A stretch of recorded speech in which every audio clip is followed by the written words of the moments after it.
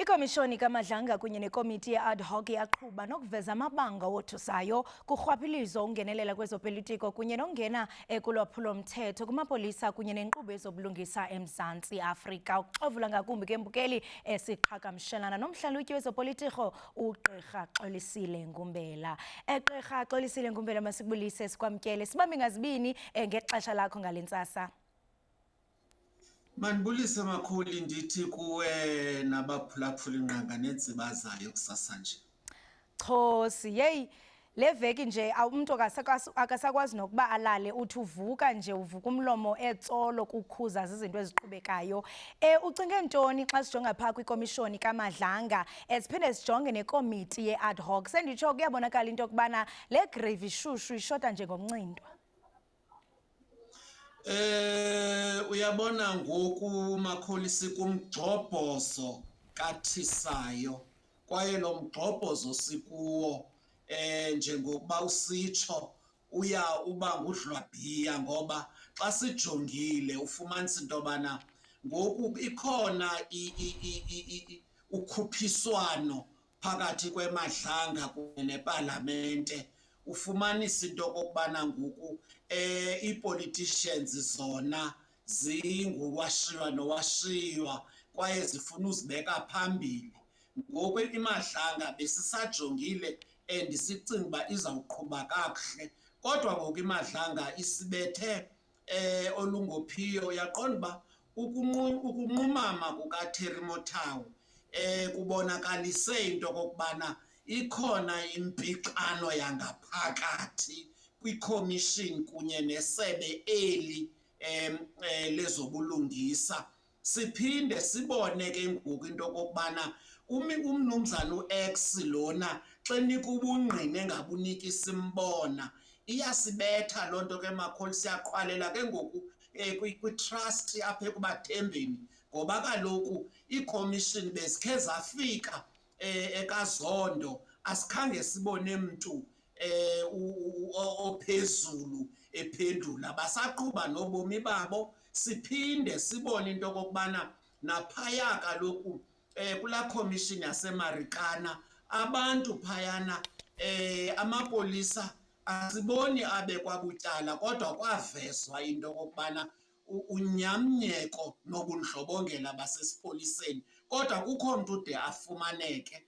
Kwaye ngokufumanisa into yobana apha epalamente ubungqina obunikwayo buyafana, kwaye nezikhulu zamapolisa azide ziveze zibhentsise elubala eyona nto icacileyo ngaphandle kwaba bantu be-drug cartels, ngoba kaloku usikufumanisa into okokubana akekho umntu ofuna uthetha ngelinye ipolisa, ngoba kaloku umntu uthi ubukhe wandidiza nam ndawudiza ezakho, ngoba kaloku wena mntakanibisi, into ecacileyo into yobana ipolisa nepolisa likhona into eliyaziyo ngelinye ipolisa, kwaye abafuni ukuyichaza loo nto. Siphinde sijonge into okokubana ngoku mna ndiske i-leadership ye-ad hoc Gxebe ufumanisa into yobana yi-ANC, kanti ngoku siyibona njani le nto? Ufumanisa into yobana nakwaba bantu be-ANC siphinda sibone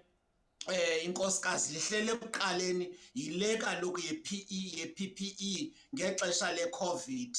Then uzibuze ke ngokuba angaba siserious napha eMzantsi Afrika malunga nezi commissions. Noko ke sibe buphoxeka nguMadlanga xa kuzawubakho umntu ozawuphinde kuthiwe hayi nobu bungqina buye kwaphazamiseka ubuxhakaxhaka, makuphinde kalinde. Siphinde sifumanise into yobana uphinde wakhawulezisa wagqiba.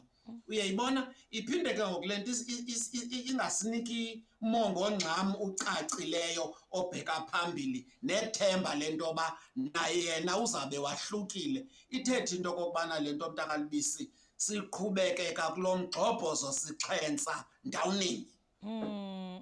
Gqirha Ngumbela, njengoko usisho into yokubana xa sizawubona i-ad hoc committee senditsho isikhokelo sayo singumbutho we-ANC, ingaba mhlawumbe kuqhubeka i-political chess thizeni kananjalo sibhidekile singabemi boMzantsi Afrika kuba xa sijonga ziqhuba ngaxeshanye ingawungaba neendlebe ezimbini, umamele iMadlanga Commission ngapha umamele i-ad hoc kuba ziqhuma macala. Ingaba mhlawumbe oku bekufanele into yokubana kwenzeke ingakumbi xa sizawujonga amabango akhutshwayo kuyo ikomishini kananjalo nakwi-ad hoc?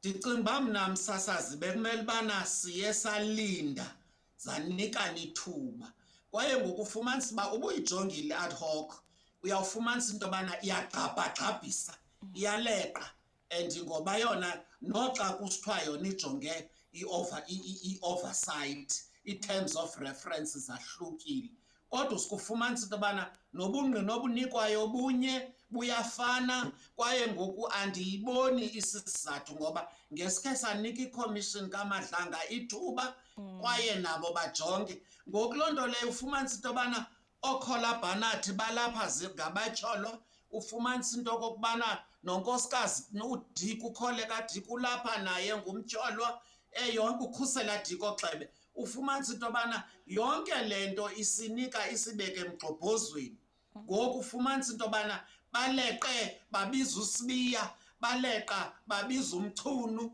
bengekayi kwikomishini. Bungqina obu bunikwayo buyafana kwaye buyalingana kodwa ufumanisa uba i-ad hoc committee leyasepalamente iphinde ifuna uzibekela phezulu kunekomishini kaMadlanga, into ethetha ukuthi noko apha eMzantsi Afrika izinto zenziwa ngolunye uhlobo kwaye andiqondi into okokubana bekumele uba senze ngolu hlobo olufanayo noko bekumele uba zilindene zanikana ithuba ukwenzela into okokubana sikwazi nathi singabemi belo Mzantsi Afrika ukulandela sijonge sizofikelela kwisigqibo. Kodwa ke yona ikomishini lekaMadlanga ewe ingasiphoxi ifane nezinye ikomishini ngoba izawufana nje nezithukuthuku zenja ezizawuphelela eboyeni msasazi.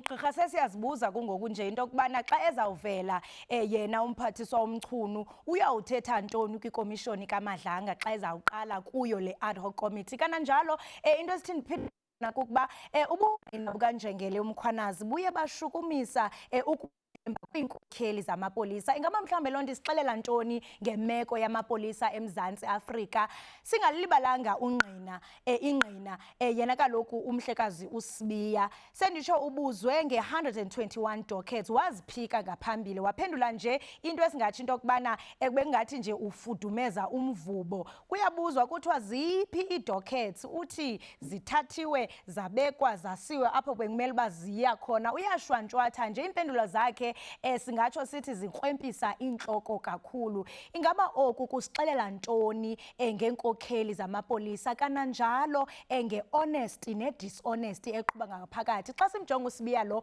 ungathi mhlawumbe uzembela umgodi?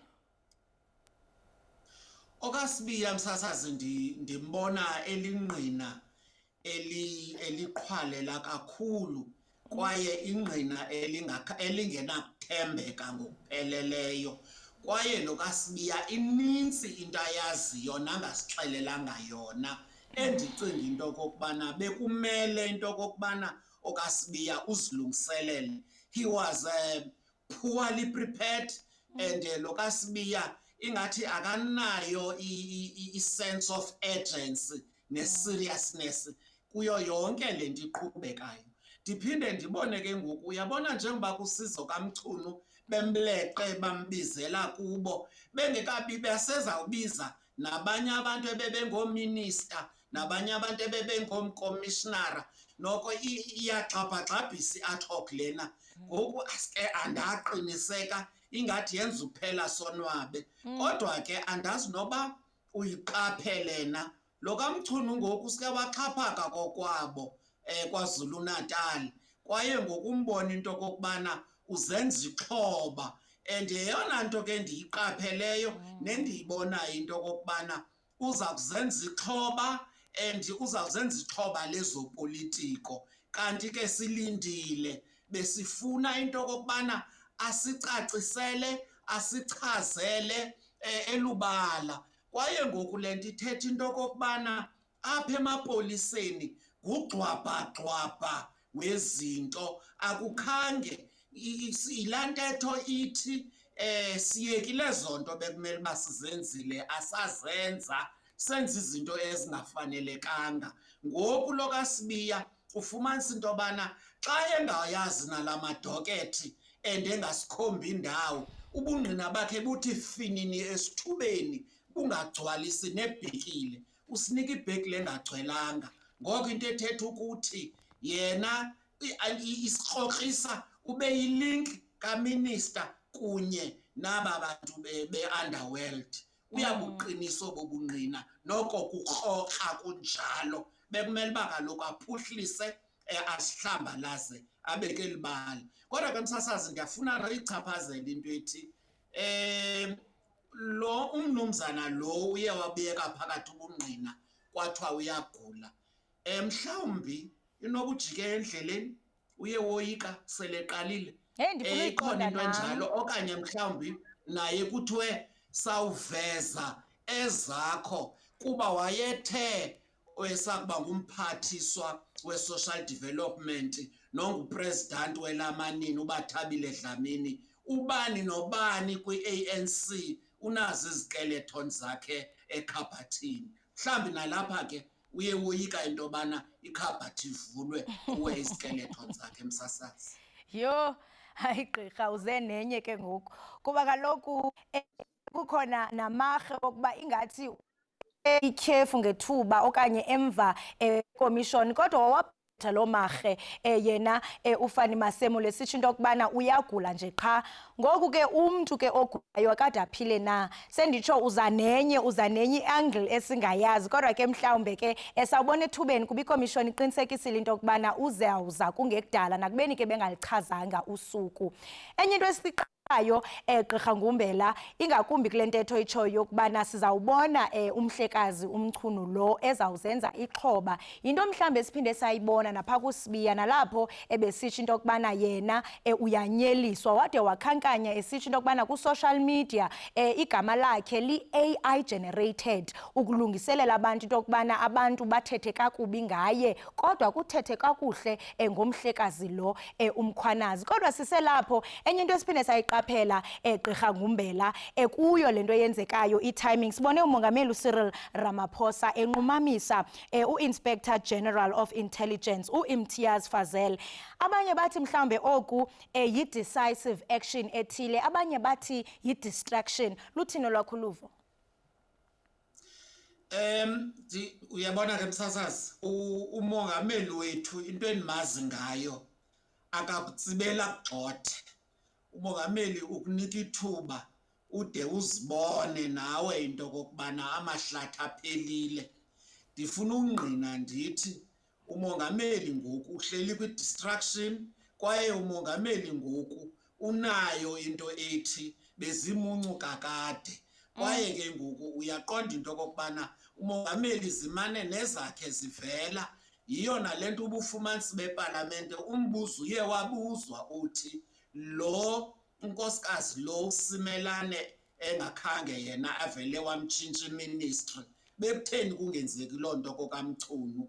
And ngeli xesha siyayazi into kokubana phayana ko-Inspector General kwezobunhlola akuzange kakade phayana kwathi ncam, kwaye ezobunhlola ziyamehlula umongameli. Jonga nale nto into kokubana lo mfo waye phayana naye esisikhulu sobunhlola wamthatha womenza isikhulu samajele.